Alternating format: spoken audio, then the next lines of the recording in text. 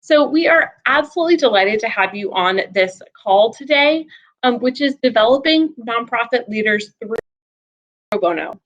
This webinar was made possible in part by American Express, and we're really grateful for their support and leadership in building the Pro Bono movement. Want to again welcome you all, and you're going to be hearing from myself, Alex MacArthur. I'm with the Taproot Foundation, and my colleague, Dana Schneider, as well. You'll hear more about the Taproot Foundation and our commitment to capacity building for nonprofits through Pro Bono very shortly. I want to note a few housekeeping items. We are recording this, and you will receive a copy of this recording afterwards. As you likely have been able to see, you all are on listen-only mode, but we're really excited for you all to contribute to the conversation through the chat function, and we'll have some interactive pieces of how to do that along the way. So today's goal is to really identify how you can use a pro bono project as a leadership development opportunity for your staff. At the end of our time together, ideally you'll have a good idea of how you can identify a pro bono project that can support your organization and use it as a leadership development opportunity for your staff. You might be joining this webinar because you're managing staff at a nonprofit and you want to help them be the best leaders they can for your organization. You might also be not currently managing staff, or you may be part of an extra small or lean team. But we hope that you can use this information shared here about how to develop maybe your own skills by managing a pro bono project as well. We're going to use about the next hour or so to talk a little bit about the Taproot Foundation, discuss the importance of talent development within the nonprofit sector, share how pro bono can help your organization, how to optimize talent development during 3 steps of scoping, securing, and managing a pro bono project. And this will include 9 specific leadership development tips for you to take away. And we'll make sure we provide some recommendations for putting this all into action. We'll pause for some question and answer along the way. And if you'd like to have a question answered at any point, please do enter it into the chat function. As I mentioned, we'll also be using a few interactive components of the chat function as well. So we'd love for you to test it out right now. Please tell us hello, how you're doing today, and we're excited to have you on the call. So let's get started by sharing a little bit about Taproot and why we're so passionate about this work. To do this, I'm going to turn it over to my colleague, Dana. Hello, everyone. My name is Dana Schneider, and I am a consultant with the advisory services team here at the Taproot Foundation. First, I'd like to share a little information with you about Taproot, who we are, what we do, and how our expertise and 20 years of experience leading pro bono programs could help your organization develop your leaders through pro bono. The Taproot Foundation drives social change by leading, mobilizing, and engaging professionals in pro bono service. We're a nonprofit ourselves, and we work to create a world where nonprofits like yours and other social change organizations have full access to the marketing, strategy, HR, and IT resources that you need to achieve your mission. Taproot pairs nonprofits with qualified, passionate, and skilled business professionals who volunteer their expertise. We are so inspired by the work that you do every day to serve your communities. We're dedicated to advancing the pro bono movement to support that work. Taproot shares our expertise through published thought leadership, research, and webinars like this one to inspire companies, volunteers, and nonprofits like yours to do and use pro bono. We'll define exactly what we mean by pro bono in a few moments. We are proud to have coordinated pro bono service for over 7,000 social change organizations all around the world by engaging the skills of over 21,000 private sector professionals. This work amounts to $193 million worth of services delivered to the nonprofit sector. Wow. Every year, thousands of people, whether it's through Taproot or on their own, volunteer their professional expertise in marketing, HR, business strategy, technology, or legal services to support nonprofits and social change organizations. Pro Bono Week is a global campaign that celebrates and activates pro bono service across all professions and the professionals that use their talents to make a difference. Inspired by the American Bar Association's National Celebration of Pro Bono, Taproot works with partners around the globe to focus attention on the pro bono movement in October every year. Pro Bono Week allows us to recognize the commitment of both the skilled volunteers providing the pro bono service, as well as the strategic social change organizations harnessing that talent to move their missions forward. If you want to learn more, I encourage you to head over to probonoweek.org or click the link at the top of your screen.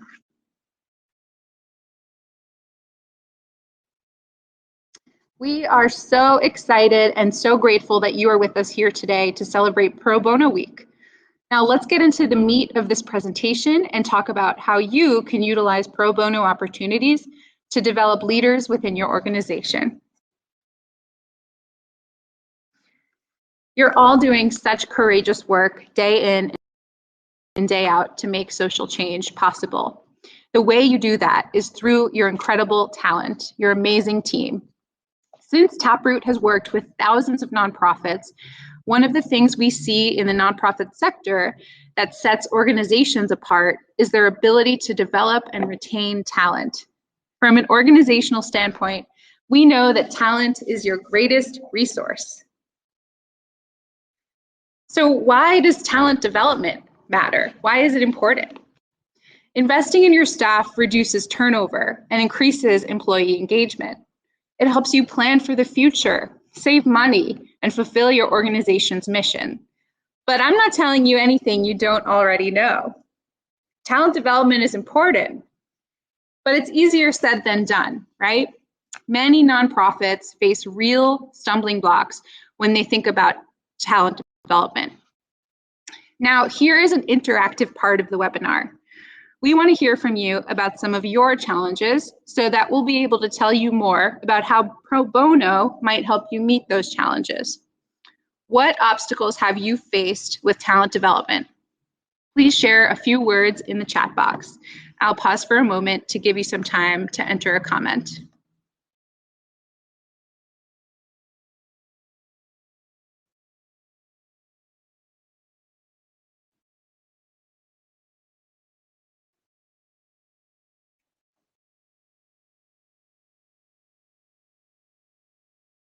Great. I'm seeing Lisa, thanks for your contribution. Cost is an obstacle. It's difficulties recruiting board members. Time is an obstacle. Developing a pitch. Retaining experienced staff. Not having any other staff. I see you, Jacqueline. Thank you guys so much for contributing. Cost, yes. These are all really common themes. And these are the same themes that we see with nonprofits over the years that we've worked with them. We know that you have limited resources and time. Talent development can be deprioritized over other more pressing tasks like service delivery or meeting your fundraising goal. You might lack access to the right expertise for certain types of skill development. And additionally, we know that people have different ways of learning and absorbing information.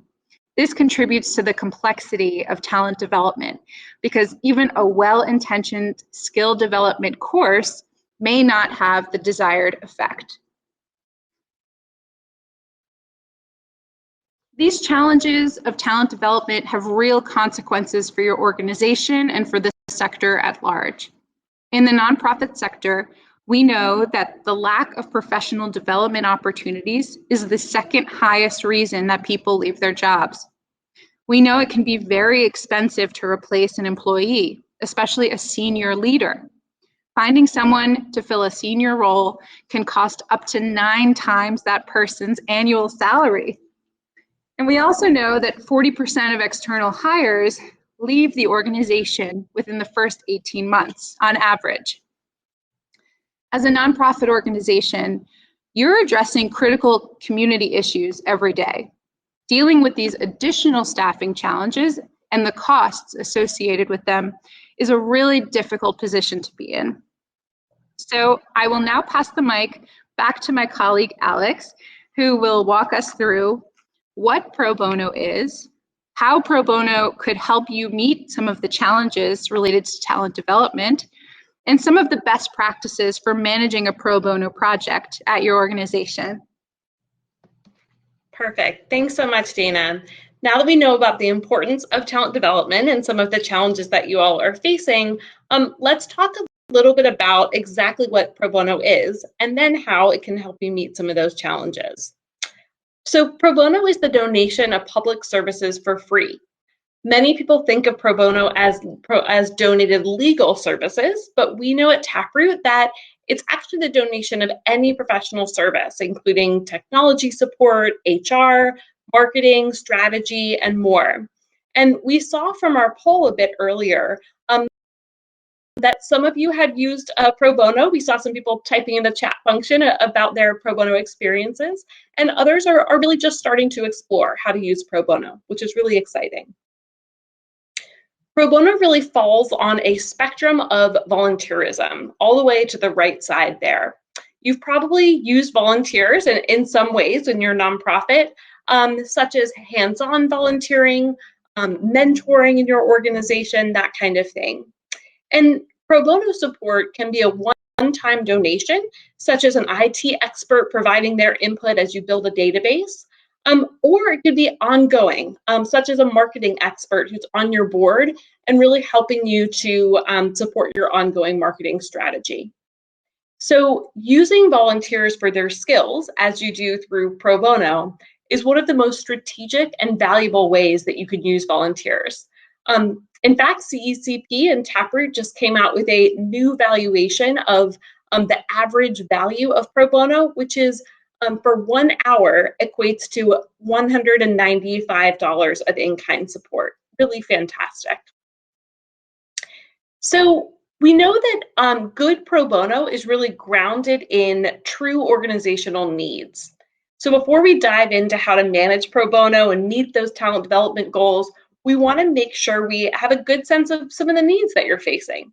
So let's hear a little bit more about those. What are some of the organizational needs that are on your mind currently? Please use the chat function and share a little bit about that.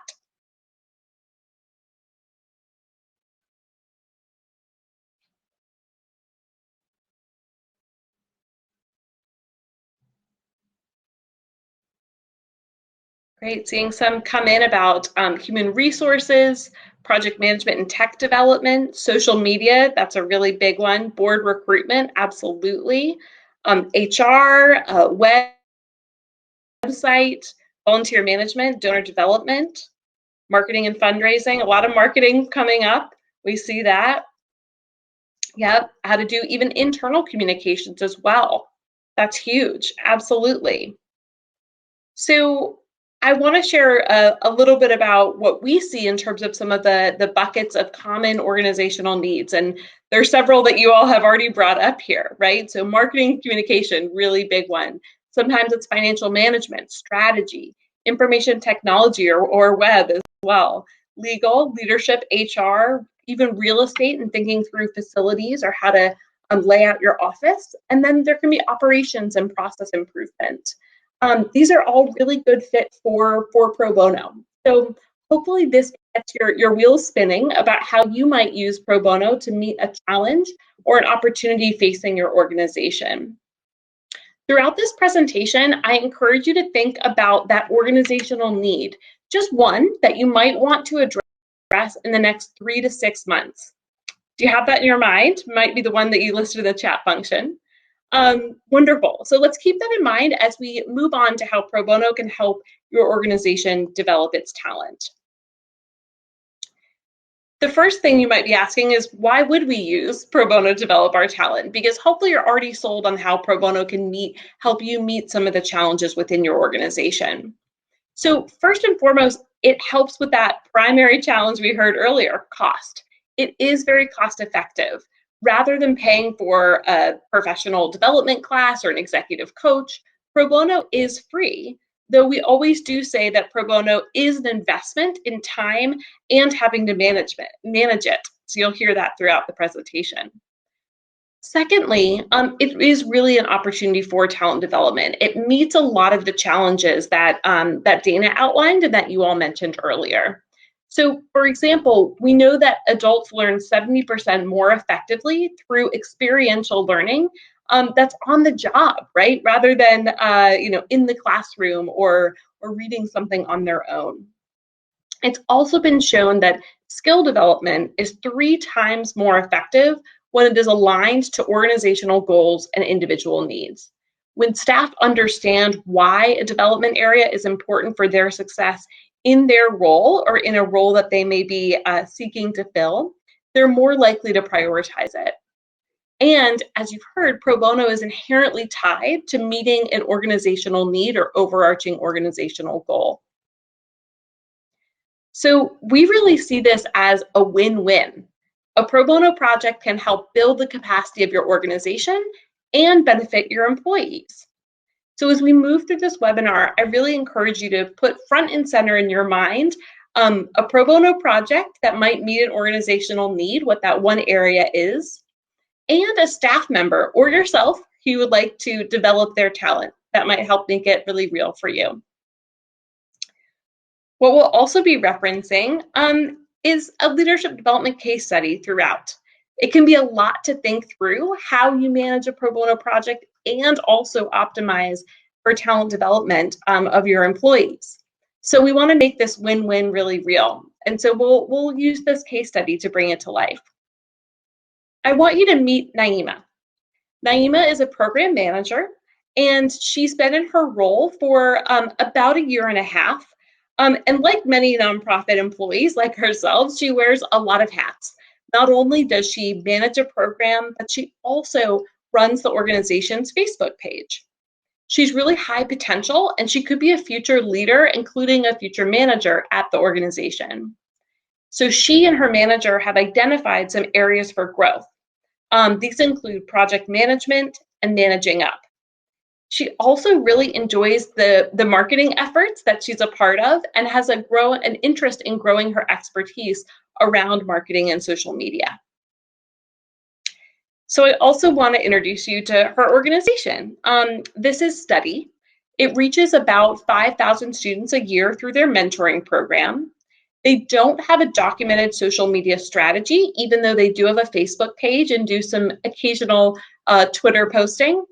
And due to that, they believe that they're leaving fundraising dollars and missing an opportunity for engagement with their supporters. So we'll check in with Naima and Study throughout her pro bono journey to think about how this experience can really develop her skills. We want to walk through the 3 important steps to any pro bono engagement. So we'll talk through each of these, and within each of them, we'll share some tips for encouraging talent development along the way. The first step is scoping.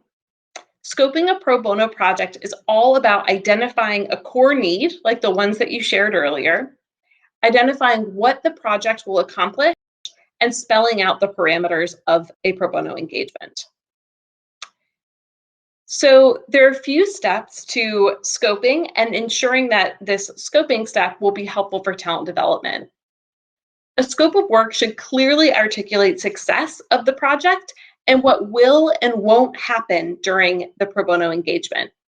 It also should set the foundation for intentional talent development throughout this project. So here are some recommendations for how you can work with your employee to build their skills during the scoping step of a pro bono project. The first is scoping it out, clarifying the parameters of a project and what success looks like. The second is empowering your staff to really own the project from end to end.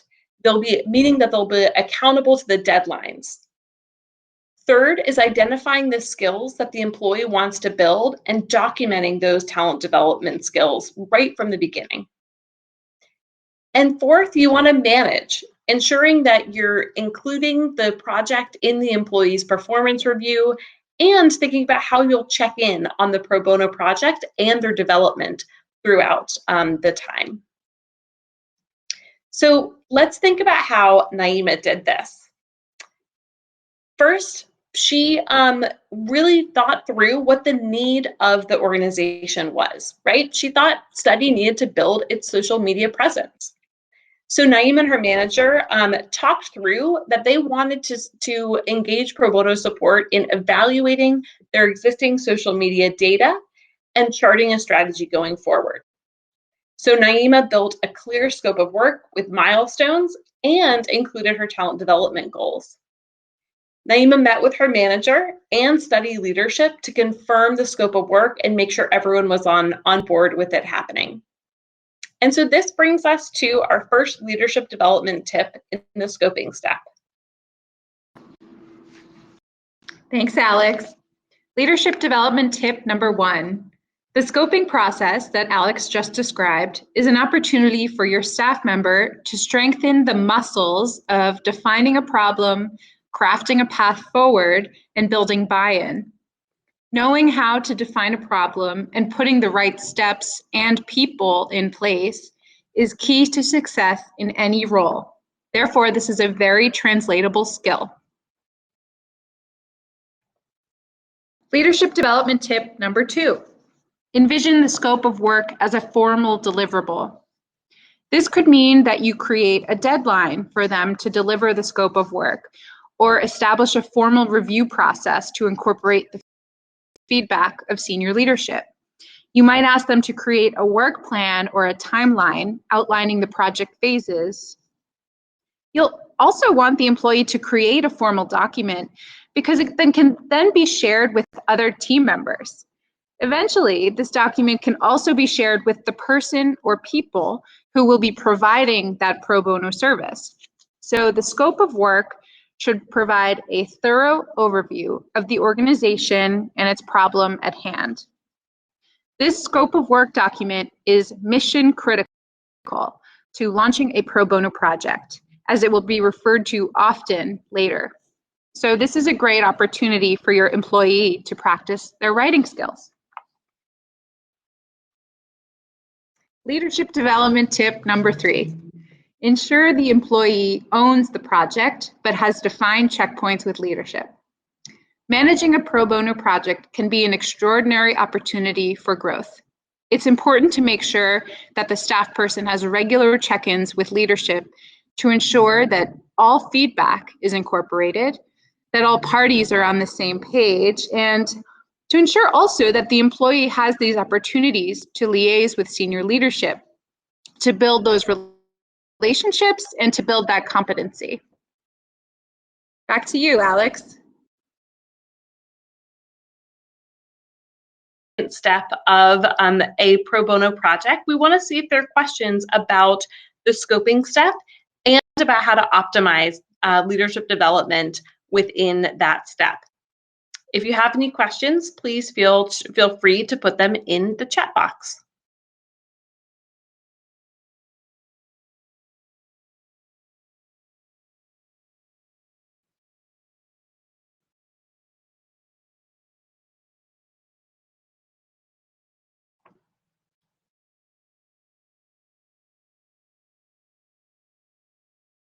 Okay, I'll keep us moving, and we're excited to talk a little bit about the next step in a pro bono project, and that is actually securing your pro bono consultant. You may be wondering, where do I find a pro bono consultant, someone who can help me with this organizational need that I've identified? To find an expert who has the right skills for your project and who may be likely to donate their skills pro bono, we have a list of common sources of pro bono for you all. First is you may have some corporate funders who have great talent available to meet your needs. Corporations are often looking for volunteer opportunities for their employees. Feel free to reach out to them.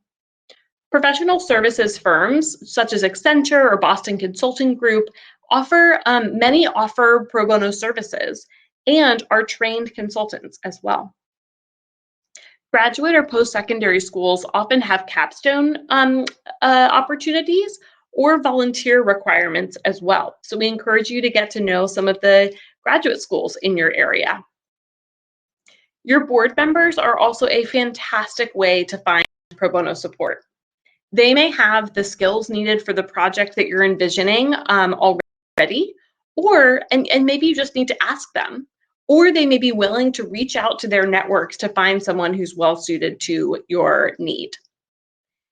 I would also say don't underestimate the power of your existing network.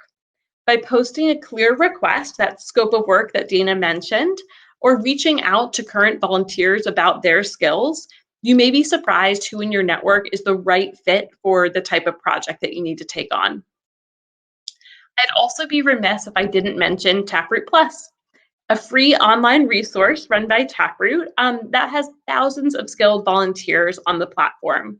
You can post a pro bono project and have volunteers sign up for that project, or you can even grab an expert for a virtual office hour. The link is at the top of your screen. So once you've identified some potential consultants to accomplish your pro bono project, you'll want to really ensure that they're the right fit for your organization's project. And so we have some suggestions for considerations as your employee might be screening that pro bono consultant. First, they need to be clear about what skills and experience is needed for the pro bono project. Ideally, this has already been captured in that scope of work. You can also help your employee think through the questions that they'll ask to make sure the person is qualified to complete the project. Just because your organization isn't paying for this support, it doesn't mean that they shouldn't have the right expertise to support you. So you'll want to help your employee think about how they'll reach out to the volunteer. Think about how you should review any external communications that they may send and help prepare them if they're going to hold a vetting call. As you begin to engage those potential consultants, your employee is going to want to be ready to describe your organization in a compelling way and clearly describe the scope of work that you all have created together.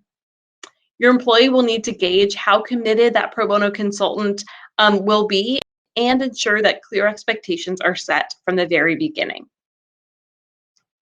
So let's check back in with Naima and see how she screened and secured her pro bono consultant. She listed out the necessary skills within the scope of work.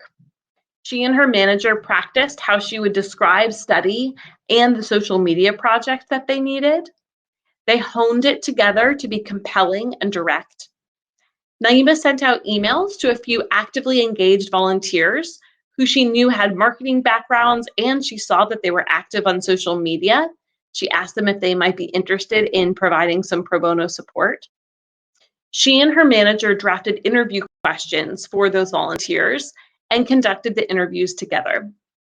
She and her manager selected a qualified consultant and agreed upon the exact scope of work and how long the pro bono engagement would take. You may be thinking that this sounds a bit like a hiring process. You're absolutely right. This step is really preparing Naima to be a manager and then someone who hires people in the future. So we have a few additional tips to increase leadership development during this securing step. I'll pass it back over to Dana. Leadership development tip number 4, provide an opportunity for the employee to practice describing the organization and the pro bono project to your organization's leadership.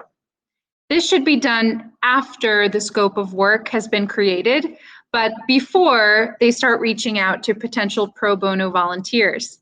This will be your opportunity to weigh in on how the employee is positioning the challenge and the organization externally. Leadership development tip number 5, Encourage the employee to treat securing pro bono as practice for interviewing future hires. Your staff member will need to interview these potential volunteers. This might include creating an interview guide, creating an evaluation rubric, asking for others' opinions, and learning some interview best practices. This is a great way to learn about how the organization makes hiring decisions and how to conduct interviews. Leadership development tip number 6. Seek to understand the motivations of your pro bono volunteers. Your pro bono volunteers are getting involved with your organization for a reason. Are they passionate about your mission? Have they done similar work in the past? Are they really interested in your approach or your programming?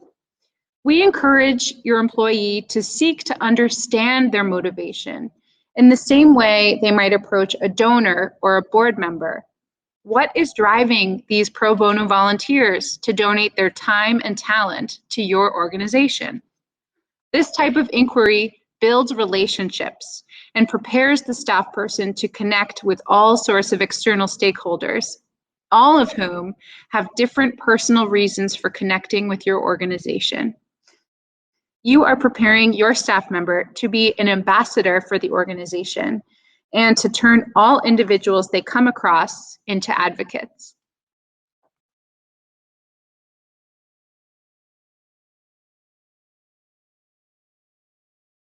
Pro bono project.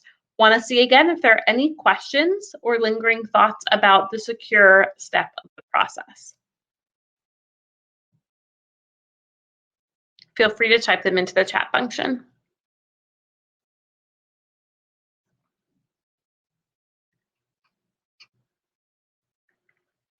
Okay, not seeing any pop up there, so we'll keep moving into the third step, managing the actual pro bono engagement. For any pro bono engagement, there are a few best practices.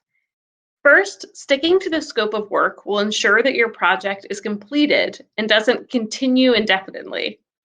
We want to be clear about expectations to make sure that you and your pro bono consultant are on the same page from the very beginning.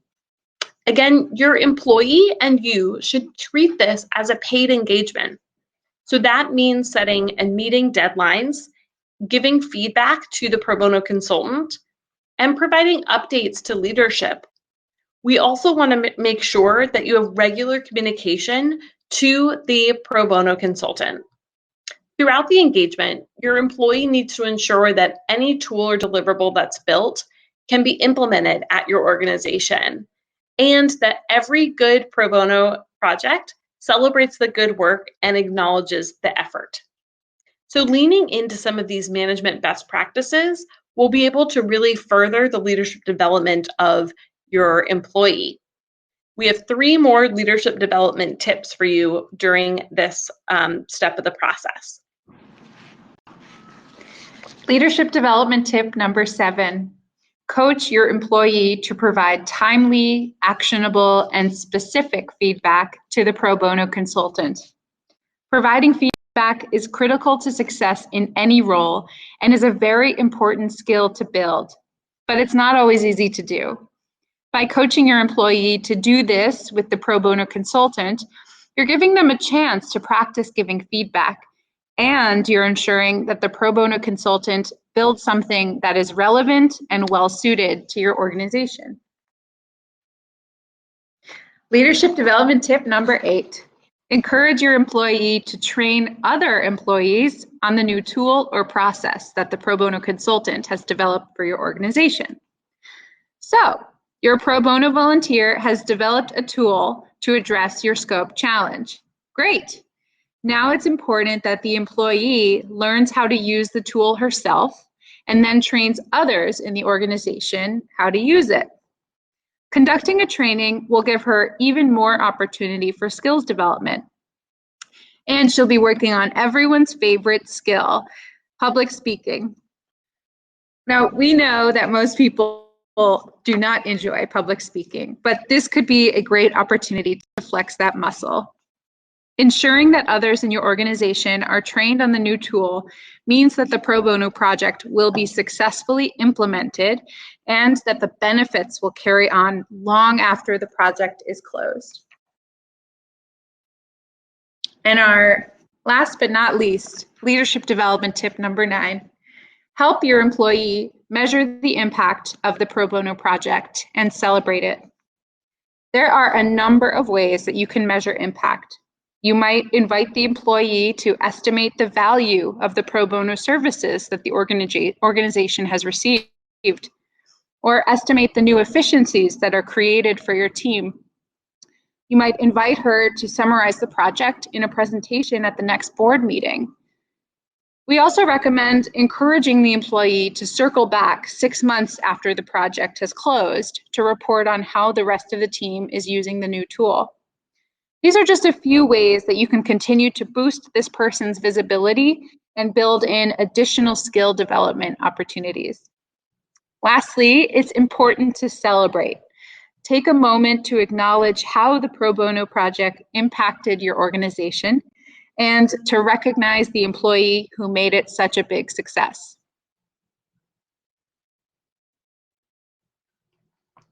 Great. We've alluded to several of these skills throughout the 3 steps in a pro bono project, especially with managing a pro bono project. But we want to really explicitly describe some of the ways that effective management can build employee skills. You've probably heard along the way that there'll be critical and decision-making happening, right? As the employee is guiding the pro bono consultant as they complete the project.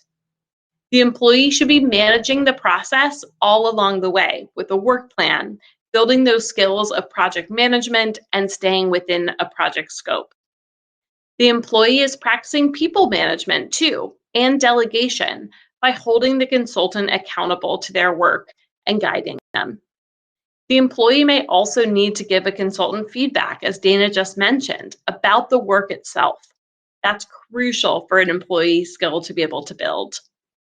The employee will also be building their subject matter expertise in whatever area of need the project is addressing. The employee may also need to facilitate some cross-departmental collaboration as they gather information for the pro bono consultant's work, or if they need to update leadership about the work itself. And finally, like Dana mentioned, as the employee trains other employees on the deliverable or the tool that was created, they'll be inherently practicing their training and their public speaking skills as well. We want to make sure to note if there are any other skills that you heard an employee being able to build throughout this process.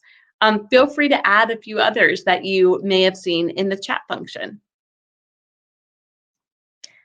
As you do that, I want to check back in finally with Naima and see how she grew in this pro bono engagement.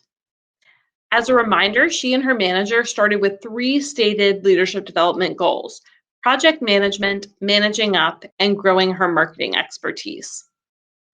Throughout the scope, secure, and manage steps of this engagement, she and her manager saw growth in those areas. She owned the project, flexing her skills in project oversight and management. She also learned how to effectively interview in that screening phase.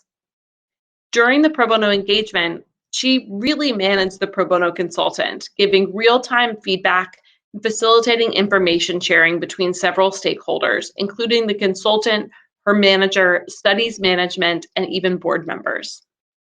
Throughout the process and the deliverable of the project itself, she learned best practices about social media, and she built her technical skills related to social media and marketing. She really learned how to kick off and implement a project. And in the report out, she gained visibility to organizational leadership and practiced her public speaking skills. Wow, these are a lot of areas of growth. And as a reminder, this was all for free and while building the reach of studies' social media channels. Again, we'd really call this a win-win. We want to pause for questions before we give a few final recap and tips for putting this into action.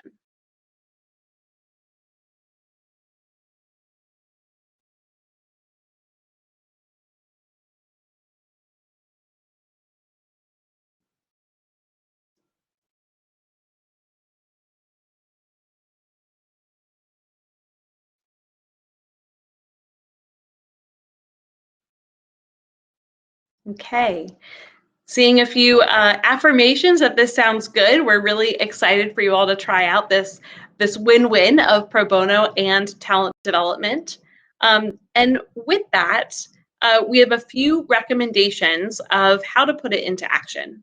We've walked you through the importance of talent development, its challenges of how to really develop skills within your organization, how pro bono can help meet those challenges, and 9 tips for effectively encouraging leadership development throughout a pro bono engagement.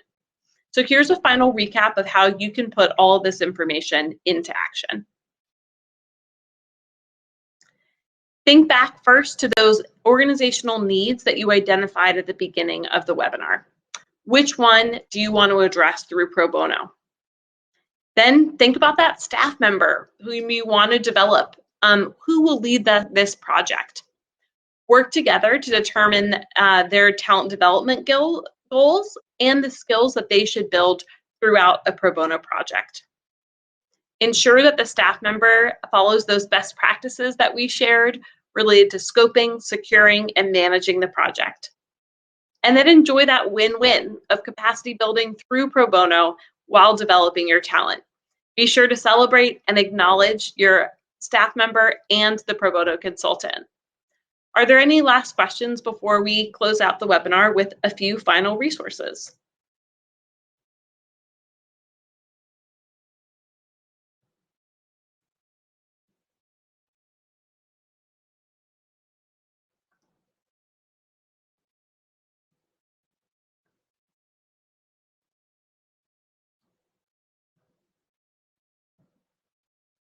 Okay. Thank you. We will share a few final resources for you all, and then we're happy to stay on the line and continue to answer any questions that you may have. The Taproot Foundation has many free resources and best practices for how to use pro bono. You can check out taprootfoundation.org to find those. Taproot Plus, as we've mentioned, is a great way to obtain pro bono support as well. If you have a technology need, maybe that's what you identified at the very beginning of the webinar. We actually have an upcoming webinar on November 13th at 2 p.m. This is about how to tackle tech projects with pro bono. If you'd like to register, you can click on your screen right there. And finally, we've included our emails. Dana and I are here to support you all. So feel free to reach out with questions, and we're really excited to support you on your pro bono journey, especially as you optimize for talent development. With that, I do want to note that we will send out this recording afterwards. We will stay on the line for about another 10 minutes or so. If you have more questions, we're happy to answer. And we hope that you found this information valuable. We're really grateful for your time and for all you're doing in the communities. And from the Taproot side, we encourage you to make it matter. Have a great pro bono week, and thank you all so much for joining us.